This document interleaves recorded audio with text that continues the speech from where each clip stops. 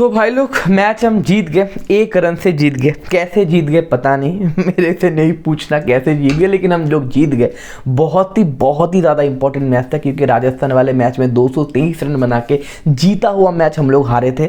और ये मैच अगर हार जाते ना तो भैया टॉप 4 बताओ, या फिर मेरा जो प्रेडिक्शन है कि सेकेंड पोजीशन में हम लोग खत्म करेंगे। मेरा जो पहला प्रीव्यू था केकेआर का, मेरा प्रेडिक्शन था कि एंड ऑफ आईपीएल सीजन हम लोग सेकेंड पोजीशन पे केकेआर फिनिश करेगा। तो ये मैच अगर हार जाते तो एक मोमेंटम क्रिएट हो जाता हारने का, और टॉप 4 का भी क्वेश्चन उठ सकता था, और फर्स्ट और सेकंड का जो पोजीशन है उसमें तो बहुत ही ज़्यादा क्वेश्चन मार्क हो जाता। ये मैच बहुत ही इंपॉर्टेंट था जीतने के लिए, स्पेशली आरसीबी इस बार के आईपीएल कैंपेन में उतना फॉर्म में नहीं है। तो ये आउट ऑफ फॉर्म आरसीबी से अगर हम होम पे मैच हार जाते तो भैया क्वेश्चन पे क्वेश्चन उठते। तो इवेंचुअली हम लोग मैच जीत के मैच की बात करेंगे। तो कल का डे गेम था, ईडन गार्डन में डे गेम था, एंड बट ऑब्वियस हम सारे लोग जानते हैं कि ईडन गार्डन में जब डे गेम होता है टॉस जीत के मैक्सिमम कैप्टन बॉलिंग करने का फैसला करते हैं, क्योंकि आप दोपहर में आपका सूखा विकेट रहता है एंड आपका थोड़ा बहुत बॉल टर्न बताओ या फिर स्लोइश विकेट रहता है, और धीरे धीरे वो पाटा विकेट हो जाता है, जो कल के मैच में भी देखने को मिला। एंड ये सारे पिच में कम से कम 210-15 अगर आप बोर्ड में नहीं स्कोर करते हो तो भैया आप डिफेंड नहीं कर सकते, जो स्पेशली लखनऊ ने नहीं किया था। और इवेंचुअली हम लोगों ने आराम से चेस कर लिया था, फिलिप सॉल्ट और श्रेयस अय्यर ने आराम से चेस कर लिया था। तो हम लोगों को मिनिमम 210-15 रन तो स्कोर करना चाहिए था। बट ऑब्वियस हम लोगों का बैटिंग ऑर्डर, देखो बैटिंग के ऊपर हम लोग ज़्यादा क्वेश्चन नहीं उठा सकते, क्योंकि बैटिंग ऑर्डर बहुत ही कंफर्टेबल लग रहा है केकेआर का। और सबसे इंपॉर्टेंट चीज़ क्या होता है, पिछले 3-4 साल से जो बैटिंग ऑर्डर था कोलकाता का, प्रॉब्लम ये था कि बैट्समैन जो थे उन्हें अपना रोल पता नहीं था। लेकिन हर एक बैट्समैन को ना अपना रोल पता है केकेआर के, कितना बॉल खेल सकता हूँ या कितना रन करने का मेरा टारगेट है। तो हर एक बैट्समैन का अगर रोल पता होता है, अब श्रेयस अय्यर भी ये इंटरव्यू में बताए भी कि मैं सिर्फ एंकर रोल प्ले करूंगा, और बाकी के सारे बैट्समैन जो आएंगे मारेंगे, चौके छक्के मारेंगे और चले जाएंगे। तो भैया एक रोल डिफाइंड है। एंड सबसे बड़ी इंपॉर्टेंट ये चीज़ है कि हर एक बैट्समैन का आउट होने का डर नहीं है, और ये आउट होने का डर निकल गया है, इसलिए हम भाई इतना चौके छक्के ठोक पा रहे हैं और back to back 200 run score पे बोर्ड पे लगा पा रहे हैं। तो ओपनिंग पेयर आता है फिलिप सॉल्ट, सुनील नारिन कल उतना फॉर्म में बताइए उतना टच में नहीं था। सुनील नारिन से बैक टू बैक मैच में एक्सपेक्टेशन नहीं कर सकते भैया। Sunil Narin is the main bowler, आप रेगुलर उससे 50-60 रन का एक्सपेक्टेशन नहीं कर सकते। तो सुनील नारिन ज़्यादा टच में नहीं थे, 15 बॉल में सिर्फ 10 ही कर पाए। लेकिन प्रॉब्लम नहीं था, क्योंकि दूसरे छोर से फिलिप सॉल्ट भाई कुछ ज़्यादा ही नमक छिड़क रहे थे आरसीबी के बॉलर्स के ऊपर। 14 बॉल में बंदे ने 48 मार दिया, ठीक है ना, ऑलमोस्ट हाफ सेंचुरी स्कोर करते हैं। एंड बहुत ही बढ़िया पावर प्ले का बताओ शुरुआत होता है, एक अच्छे स्कोर बनने का एक एक्सपेक्टेशन क्रिएट हो जाता है। उसके बाद सुनील नारायण आउट हो जाते, फिलिप सॉल्ट आउट हो जाते। उसके बाद मुझे लगा रघुवंशी यहाँ से अच्छा स्कोर करेगा, क्योंकि अच्छा एक स्टार्ट मिल गया था, एक स्टेबल स्टार्ट मिल गया था रघुवंशी के पास। तो टाइम था, बंदा सिंगल डबल पे रोटेट करना चाहता है या फिर प्लेसिंग शॉट ज़्यादा खेलना चाहता है रघुवंशी में। मेरे को लगा था रघुवंशी यहाँ से आराम से 40-50 रन कल ठोक ही देगा। सिराज या फिर यश दवाल किसी के गेम में बंदा फ्लिक करने जाता है, लेकिन पिच से ज़्यादा पेस नहीं मिलता। एंड कैमरन ग्रीन एक बहुत ही बेहतरीन कैच पकड़ लेते, 3 विकेट बैक टू बैक गिर जाते, लेकिन मोमेंटम तभी भी खत्म नहीं था। वेंकटेश अय्यर आते 8 बॉल पे 16 रन करते, ज़्यादा स्कोर नहीं कर पाए। लेकिन वेंकटेश अय्यर का कल पॉजिटिव पॉइंट ये था, वेंकटेश अय्यर ज़्यादा डॉट बॉल नहीं खेला, 8 बॉल में 16 रन करके चले गए। उसके बाद चाहिए था एक पार्टनरशिप, वो पार्टनरशिप भी मिलता है। श्रेयस अय्यर 50 ठोकते, रिंकू भैया आते 24 या 26 रन करते।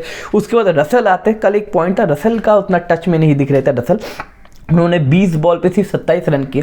अब जानते हो कि 20-22 बॉल अगर रसल खेल जाता है तो कम से कम 50-55 रन करने का एक्सपेक्टेशन होता है, स्पेशली अब अगर ईडन गार्डन में खेल तो छोटा बाउंड्री पाटा विकेट, स्पेशली आरसीबी के बॉलर्स। लेकिन 10-15 मैच में एक आध मैच हो ही जाता है, रसल उतना टच में नहीं थे। लेकिन Ramandeep Singh is a quite आपका डिफरेंस फर्स्ट इनिंग्स में, क्योंकि रमनदीप सिंह का यहाँ पे स्कोर था शायद 8 बॉल में 24 रन। जो यही बात मैं बोल रहा था पिछले वाले मैच में, राजस्थान वाले मैच में, लास्ट में वेंकटेश अय्यर को ना उतार के आप रमनदीप सिंह को उतार सकते थे, बिकॉज 6 हिटिंग की एबिलिटी में वेंकटेश अय्यर से काफ़ी ज़्यादा खतरनाक है रमनदीप सिंह। उसके पास पावर हिटिंग बताओ, क्लीन हिट बताओ, या छक्के मारने का प्रोबेबिलिटी रमनदीप के सिंह के पास ज़्यादा है। सिराज को 2 बड़े छक्के मारे और इवेंचुअली मोमेंटम गिरा नहीं। रसल का जो स्ट्रगल था वो रमनदीप सिंह आके भरपाई कर देते, और इवेंचुअली हम लोग 222 222 रन पे चले जाते, कंफर्टेबल स्कोर पे चले जाते। एंड सारे लोगों को लगता है चलो भाई हम लोग आराम से डिफेंड कर लेंगे। 10-15 रन तो कम से कम ज़्यादा हुआ ही है, स्पेशली आरसीबी के बैट्समैन जो इतने फॉर्म में नहीं है, या फिर बताओ उनका प्लेइंग 11 कंफर्म नहीं होता। Maxwell, Cameron green, Will Jacks थोड़ा उलट फुलट है, तो एक्सपेक्टेशन था कि हम लोग आराम से मैच जीत ही जाएंगे। एंड इवेंचुअली हम लोगों का बॉलिंग जब स्टार्ट होता है, अच्छा स्टार्ट भी होता है। हर्षित राणा एक बहुत ही बढ़िया स्लोअर गेंद से विराट कोहली को चकमा देते, विराट कोहली आउट हो जाता है। कॉन्ट्रोवर्सी होता है वो नो बॉल है कि नहीं, लेकिन इवेंचुअली नो बॉल नहीं था, वो स्लोअर था भैया, उसका आर्क जो है वो नीचे जा रहा था, इवेंचुअली वो आउट हो जाते हैं। उसके बाद वरुण चक्रवर्ती डुप्लेसी को आउट कर देते, तो वहां पे लगा था कि मैच हमारे कंट्रोल में है। लेकिन हर एक मैच की तरह इस मैच में भी मिडिल ओवर में हम लोगों का जो Varun Chakravarthy the great bowler, Varun Chakravarthy के पास टेक्निक बताओ, वेरिएशन बताओ, सारा कुछ है, लेकिन वरुण चक्रवर्ती का प्रॉब्लम क्या बताया, एक ओवर में बंदा 6 बॉल एक जगह पे नहीं डाल सकता, या फिर 6 बॉल एक्यूरेट भी नहीं, अच्छा भी नहीं डाल सकता। बंदा 3-4 बॉल अच्छा डालेगा, उसके बाद एक शॉर्ट पिच मार देगा, या फिर उसके बाद एक वाइड मार देगा, या फिर उसके बाद एक जूसी फुल टॉस मार देगा, और पूरा 3-4 बॉल बंदे ने जो अच्छा बॉल किया वो 2 बॉल में भैया 10 रन देके खत्म कर देगा। That is the Varun Chakravarthy. इसलिए वरुण चक्रवर्ती को उतना ज्यादा रिलाई नहीं कर सकते। सुनील नरीन कल अच्छा बॉल किया, वरुण चक्रवर्ती इवेंचुअली कल अच्छा ही बॉल किया at the end of the day.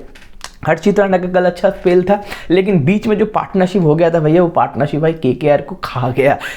Will Jacks का तो मेरे को पता है, विल जैक्स इज काफ़ी डेंजरस बैट्समैन। बंदा का अगर बैटिंग पिच है, छोटा बाउंड्री है, तो विल जैक्स जैसे प्लेयर भैया चौके छक्के मारने में माहिर है, तो चौके छक्के मार रहे थे भैया। लेकिन रजत पाटीदार भैया 28 गेम में बंदे ने 52 या 53 रन हो गए। वहाँ पे मेरे को लगा मैच तो भाई खत्म है, क्योंकि 120 या फिर 130 रन हो गए थे 10 ओवर में। लेकिन उसके बाद आते हमारे रसल भैया। देखो देखो, सुनील नारिन और रसल को आप एक गेम से बाहर रख ही नहीं सकते। नरीन का कल अच्छा बैटिंग परफॉर्मेंस नहीं हुआ, रसल का कल अच्छा बैटिंग परफॉर्मेंस नहीं हुआ, दोनों as a batsman wise flop हो गए। एक 14 बॉल में या 15 बॉल में 10 किए, और एक 20 बॉल में 27 किए। तो कल बॉलिंग परफॉर्मेंस उनका आया, इसलिए हम लोग ये दोनों प्लेयर्स को, दोनों कैरिबियन प्लेयर्स को ना इतना हाई रेट करते हैं भैया।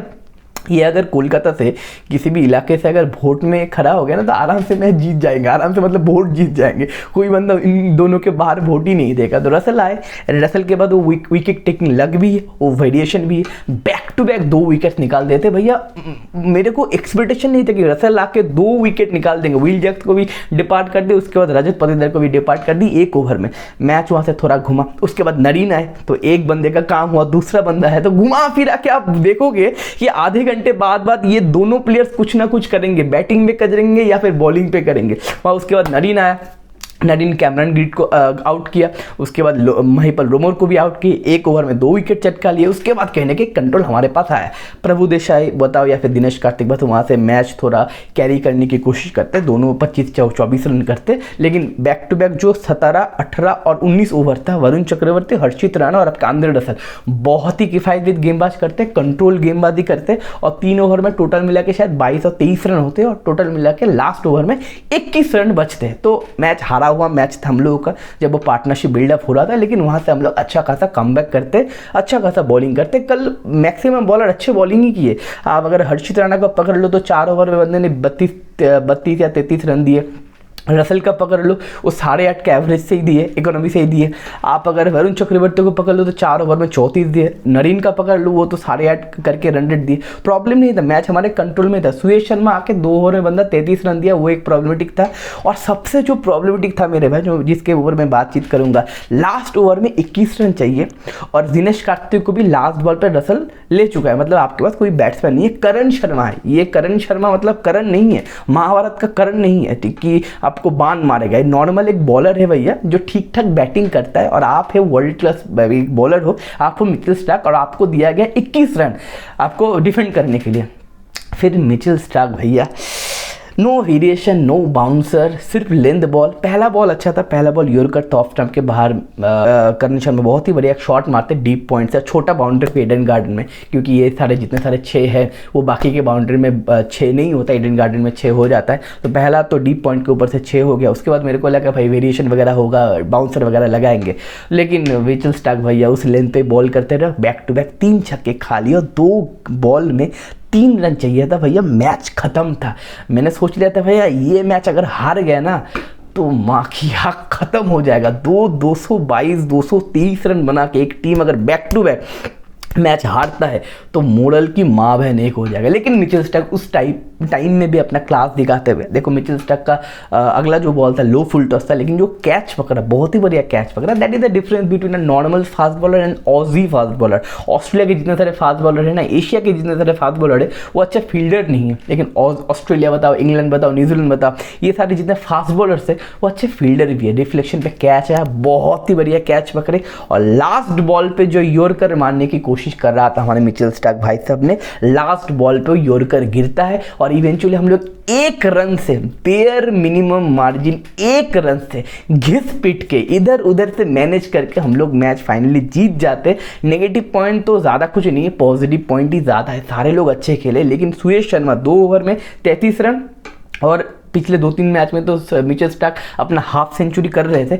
इस मैच में तो भैया 3 ओवर में 55 रन दे दिया, अपना हाफ सेंचुरी 4 ओवर भी नहीं लिए, 3 ओवर में 55 रन लेने। मैं बोल रहा हूँ भैया 25 करोड़ रुपये लिए हो और भी 4-5 करोड़ रुपये ले लो भैया, शाहरुख खान से मीटिंग कर लो, शाहरुख खान से पूछ लो, शाहरुख खान के पास बहुत पैसा है मेरे भाई, वो तुम्हें 4-5 करोड़ और भी दे देंगे। लेकिन वो ऑस्ट्रेलिया वाला मिचेल स्टार्क हमको चाहिए मेरे भाई।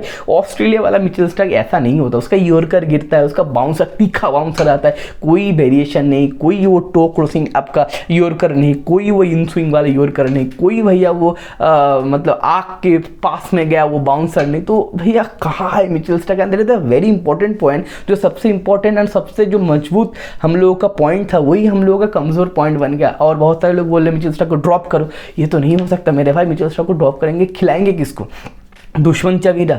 अब दुश्मन चमीरा से एक ही ऑप्शन है हमारे पास, दुश्मन चमीरा, लेकिन दुश्मन चमीरा से आप वो एक्सपेक्टेशन नहीं कर सकते। या फिर आप अगर इंडियन फास्ट बॉलर खिलाए वैभव अरोड़ा, लेकिन देख जानते हो आप मिचेल स्टार्क कहने की वो नाम ही काफ़ी है। मिचेल स्टार्क अगर आपके मैदान पे होता है तो एक प्रेजेंट होता है, वो आप वैभव अरोड़ा या फिर दुश्मन चमीरा से नहीं कर सकते। लेकिन मिचेल स्टार्क को देखते हुए कि बैक टू बैक मैं मैच हरा रहा हूँ, ठीक है, इवेंचुअली कल मैच हराए नहीं, मैच जीत ही गए, लेकिन राजस्थान वाले मैच में हम लोगों को कॉस्ट किया।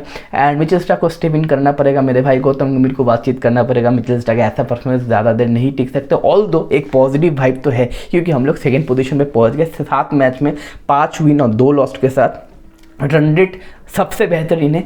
आज राजस्थान और मुंबई का मैच है, राजस्थान अगर हार जाता है तो हम लोग अगर अगला मैच जीत जाते हैं तो राजस्थान से ऊपर चले जाएंगे, और कोलकाता जीत भी सकता है, क्योंकि कोलकाता का अगला 2 मैच है, पंजाब के साथ और दिल्ली के साथ ईडन गार्डन में। पंजाब और दिल्ली दोनों ही फॉर्म में नहीं है, उतना टच में नहीं है, तो दोनों मैच हम लोग जीत सकते हैं। दोनों मैच अगर जीत गए तो भैया टॉप 4 कन्फर्म तो हो ही जाएगा, और फर्स्ट सेकेंड का भी वो कन्फर्म हो जाएगा, क्योंकि मेरे को फर्स्ट और सेकेंड का पोजीशन चाहिए, क्योंकि प्ले ऑफ में ये चीज़ होगा, मतलब प्ले ऑफ में जो एडवांटेज मिलता है। तो देखते हैं आने वाले मैचेस में क्या होगा। पॉजिटिव पॉइंट सारा एक चीज़ था, सिर्फ मिचेल स्टार्क का कंसर्निंग पॉइंट था। ये अगर कंसर्निंग पॉइंट हो जाता है तो भैया हम लोग गारंटी फाइनल खेलेंगे। मिचेल स्टार्क अगर ठीक ठाक, मैं मिचेल स्टार्क मतलब हाईएस्ट फॉर्म में नहीं, नॉर्मल अगर फॉर्म में भी आ गया ना, फाइनल लिख लो, आराम से फाइनल में जाएंगे। लेकिन भैया मिचेल स्टार्क प्लीज़ ये कर दो मेरे भाई। एंड मिलते हैं अगले वीडियो पे। एंड पंजाब वाला मैच हम लोग कवर करेंगे, और चेन्नई का भी मैच है, चेन्नई के भी मैच का भी मैं कवर करूंगा। आप भी कमेंट सेक्शन में बताना कौन से मैच का वीडियो आप देखना चाहते हो। तो मिलते हैं अगले वीडियो में। टेक केयर, बाय बाय, कोरबो लोरबो जीतबो।